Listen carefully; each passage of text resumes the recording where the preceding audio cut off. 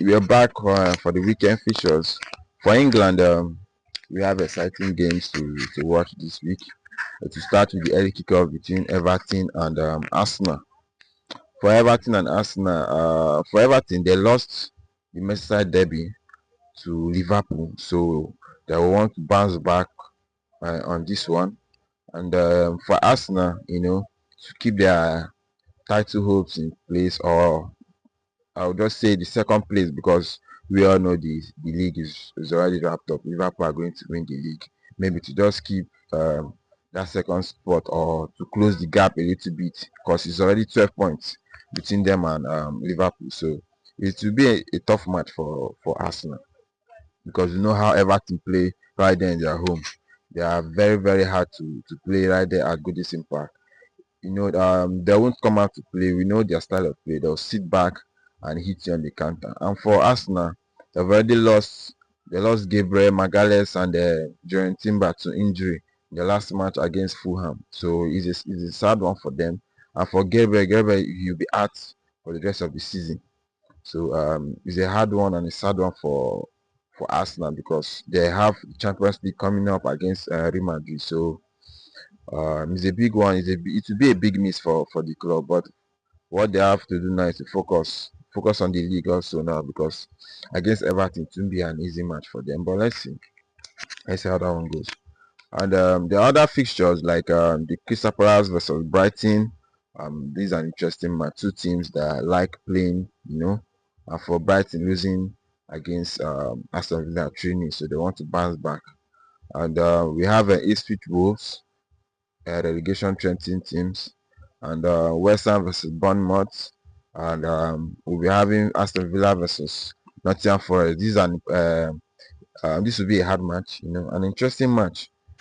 Aston Villa, they're coming back from that 3-0 win over Brighton, and for Nottingham Forest, that 1-0 win over Manchester United, that is a big one for them. And then we all know morale will be high coming into this game. But let's see. For Aston Villa, they are trying to fight. If there's still hope for them, they can qualify for the Champions League. This match is important, and also for Nottingham Forest, they want to win this one to keep their top four hope in place. But let's see how this one goes. For Brentford versus Chelsea, another London match, and Brentford, they lost their last match to Newcastle, so they want to bounce back right there at their home stadium. And for Chelsea, um, they want to continue in that win, because Manchester City is already at their neck, so they need to win this match. But one thing for sure, to be a tough match for Chelsea. But they have got their boys back. Kopama is back, Jackson, Madueke, so they are all firing. Let's see how that one goes.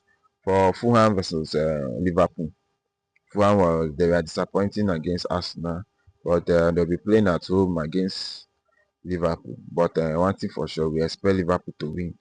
Liverpool came out on top over Everton, winning 1-0. So we expect them to continue in that fine form.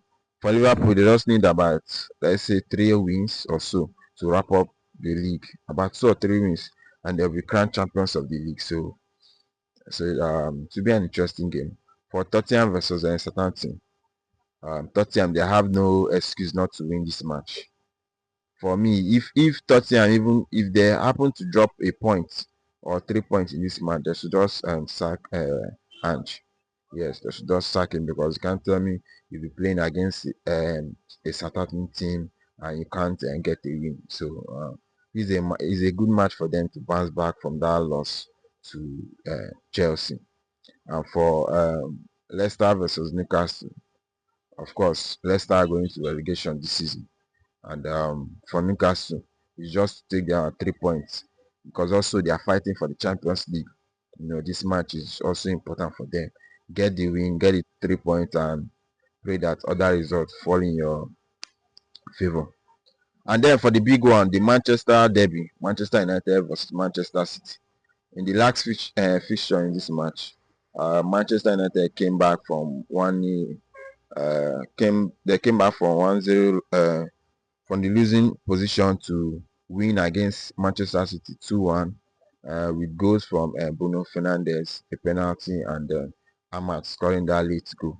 So and we know Manchester United form of late. They have not been really impressive. They have been poor. But one thing for sure, this is a derby. And Manchester this season, one thing we know them is that they always turn up for big games. For big games, the likes of Arsenal, Chelsea, uh, against Liverpool, they've had results over these big teams. So for Manchester City, we know they have been poor this season. So I would say this is an even match because the two teams have not been playing well.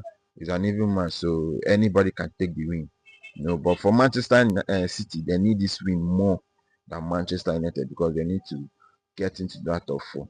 And for Manchester United, they need to come out of that 13th position. Since they sacked Eric Ten Hag, they have been on 13th position, and Amorim has come and he has played about 19 games or so, if I'm not mistaken. Yeah, or 17 games rather. He has played about 17 games in the league, and still Manchester United is in 13th position. So, which is very, very bad and very, very poor. After 30 games, they are on 37 points. That is about 1.20 something, 1.23 or 24 points per game, which is poor for a club like Manchester United. But it's a derby match, so form aside, anything can happen in this kind of fixtures. And for Spain, for La Liga, the three-horse race, Real Madrid will be playing against Valencia this weekend, and right there at their home stadium, Santiago Bernabeu. So they need to win. They are 3 points behind Barcelona, so this match is really important for Real Madrid.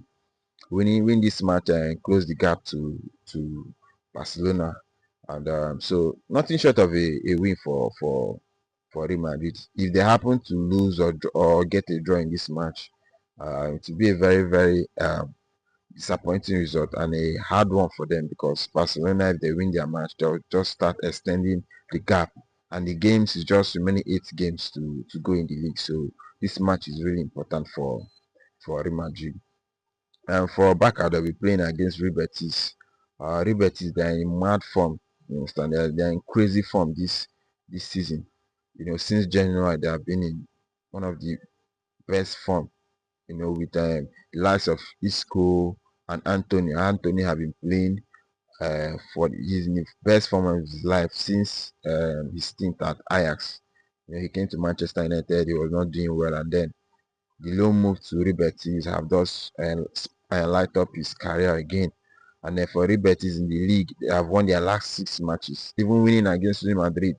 So it will be a tough match for Barcelona, but Barcelona will be playing right there at their home stadium, and you expect them to get the win. But they should be very careful because if they underrate these guys, they might just hurt them. Already they know what's at stake. They know what's at stake with Madrid coming behind them. So also it's very important for them to win this match. But let's see how this one goes. And for Atletico Madrid, they'll be playing against Sevilla. It's an away match for them. And then Atletico Madrid are already 9 points behind table toppers Barcelona. So they need to win this match. They need to win this match. So it's very important for Atletico Madrid. You know, uh, I would say winning the league now is gone. You understand? ATM cannot win the league. Maybe they can get the second position if Madrid sleeps, or just stick with your third position.